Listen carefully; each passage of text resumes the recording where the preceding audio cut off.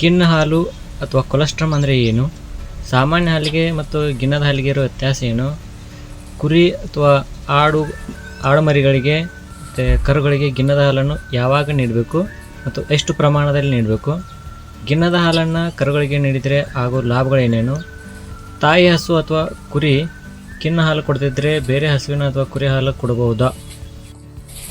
ಎನ್ನ ಆತ್ಮೀಯ ಪಶುಪಾಲಕರಿಗೆ ಹಾಗೂ ಪ್ರಾಣಿ ಪ್ರಿಯರಿಗೆ ನಮಸ್ಕಾರ. ನಾವಿವತ್ತು ಗಿಣ್ಣದ ಹಾಲಿನ ಮಹತ್ವದ ಬಗ್ಗೆ ವೈಜ್ಞಾನಿಕವಾಗಿ ತಿಳಿದುಕೊಳ್ಳುವ ಪ್ರಯತ್ನ ಮಾಡೋಣ.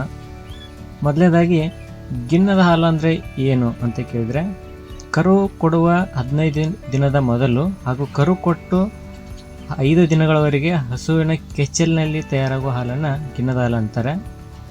ಇನ್ನು ಸಾಮಾನ್ಯ ಹಾಲು ಮತ್ತು ಗಿಣ್ಣದ ಹಾಲಿಗೆ ಇರೋ ವ್ಯತ್ಯಾಸ ಏನಂದರೆ, ಗಿಣ್ಣದ ಹಾಲಿನಲ್ಲಿ ಪ್ರೋಟೀನು, ಫ್ಯಾಟು ಮತ್ತು ಆ್ಯಂಟಿಬಾಡೀಸ್ ಅಂದರೆ ರೋಗ ನಿರೋಧಕ ಅಂಶಗಳ ಪ್ರಮಾಣ ಸಾಮಾನ್ಯ ಹಾಲಿಗಿಂತ ಜಾಸ್ತಿ ಇರುತ್ತೆ. ನೆಕ್ಸ್ಟ್, ಕರು ಅಥವಾ ಕುರಿಮರಿಗಳಿಗೆ ಗಿಣ್ಣದ ಹಾಲನ್ನು ಯಾವಾಗ ನೀಡಬೇಕಂತ ಕೇಳಿದ್ರೆ, ಕರು ಕೊಟ್ಟ 1 ಗಂಟೆ ಒಳಗಾಗಿ ಮೊದಲ ಗಿಣ್ಣದ ಹಾಲನ್ನು ಕುಡಿಸುವುದು ಉತ್ತಮ.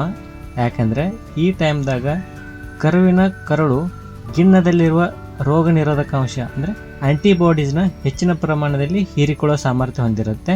ಹಾಗಾಗಿ ಕರು ಕೊಟ್ಟ 24 ಗಂಟೆಯ ಒಳಗಡೆಗೆ ಸಾಧ್ಯವಾದಷ್ಟು ಗಿಣ್ಣದ ಹಾಲನ್ನು ಕುಡಿಸುವುದು ಉತ್ತಮ ಮತ್ತು ಅವಶ್ಯಕತೆ. ಇನ್ನು ಎಷ್ಟು ಪ್ರಮಾಣದಲ್ಲಿ ಕುಡಿಸ್ಬೇಕಂತ ಕೇಳಿದರೆ, ಕರುವಿನ ದೇಹದ 10ರಷ್ಟು ಅಂದರೆ ಸಾಮಾನ್ಯವಾಗಿ ನಮ್ಮ ದೇಶಿ ಕರುಗಳು ಹುಟ್ಟಿದಾಗ 20ರಿಂದ 25 kg ಇರುತ್ತೆ. ಹಾಗಾಗಿ ಇವುಗಳಿಗೆ 2ರಿಂದ 2.5 ಲೀಟ್ರು ಮತ್ತು 2ರಿಂದ 4 kg ಇರೋ ಕುರಿ ಮತ್ತು ಆಡುಮರಿಗಳಿಗೆ 300ರಿಂದ 400 ml ಗಿಣ್ಣದ ಹಾಲನ್ನು ಕುಡಿಸ್ಬೇಕು. ಗಿಣ್ಣದ ಹಾಲಿನಿಂದ ಆಗೋ ಲಾಭಗಳೇನಂತ ಕೇಳಿದರೆ, ಗಿಣ್ಣದ ಹಾಲು 3 ಥರ ಕೆಲಸ ಮಾಡುತ್ತೆ. ಮೊದಲನೇದಾಗಿ laxative, next nutritive and protective. Laxative ಅಂದರೆ ಕರುವಿನ ಹೊಟ್ಟೆಯಲ್ಲಿರುವ ಹೊಲಸನ್ನು ಮೋಷನ್ ಮುಖಾಂತರ ಹೊರಹಾಕೋಕ್ಕೆ ಸಹಾಯ ಮಾಡೋದು. ಕರು ಮಾಡುವ ಮೊದಲ ಮೋಷನನ್ನು ನಾವು ಮಿಕೋನಿಯಮ್ ಅಂತ ಕರಿತೀವಿ. ಇದರಲ್ಲಿ ಬಿಲಿರುಬಿನ್ ಜಾಸ್ತಿ ಇರುತ್ತೆ. ಹಾಗಾಗಿ ಈ ಮಿಕೋನಿಯಮನ್ನು ಹೊರಗೆ ಹಾಕೋದ್ರಿಂದ ಕರುಗಳು ಜಾಂಡೀಸ್ ಆಗಿ ಸಾಯೋದನ್ನು ತಡಿಬೋದು. ಇನ್ನು ನ್ಯೂಟ್ರಿಟಿವ್, ಕರು ಹುಟ್ಟಿದಾಗ ದೇಹದಲ್ಲಿ ಎನರ್ಜಿ ಲೆವೆಲ್ ಕಡಿಮೆ ಇರುತ್ತೆ. ಹಾಗಾಗಿ ಗಿಣ್ಣು ಹಾಲಿನಲ್ಲಿ ಇರುವಂತಹ ಫ್ಯಾಟ್ ಅದಕ್ಕೆ ಎನರ್ಜಿ ಕೊಟ್ಟರೆ ಅಮೈನೋ ಆಸಿಡ್ಸ್ ಪ್ರೋಟೀನ್ ತಯಾರಾಗಕ್ಕೆ ಹೆಲ್ಪ್ ಮಾಡ್ತಾವೆ. ಇನ್ನು ಪ್ರೊಟೆಕ್ಟಿವ್ ಫಂಕ್ಷನ್ ಅಂತ ನೋಡಿದರೆ ಇದು ಅತಿ ಮುಖ್ಯ.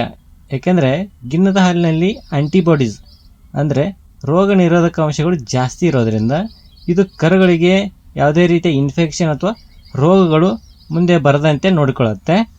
ಇನ್ನು ತಾಯಿ ಹಸು ಅಥವಾ ಕುರಿ ಗಿಣ್ಣದ ಹಾಲು ಕೊಡದಿದ್ದರೆ ಬೇರೆ ಹಸುವಿನ ಗಿಣ್ಣನ್ನು ಕೊಡ್ಬೋದಂತ ಕೇಳಿದರೆ ಕೊಡಬಹುದು.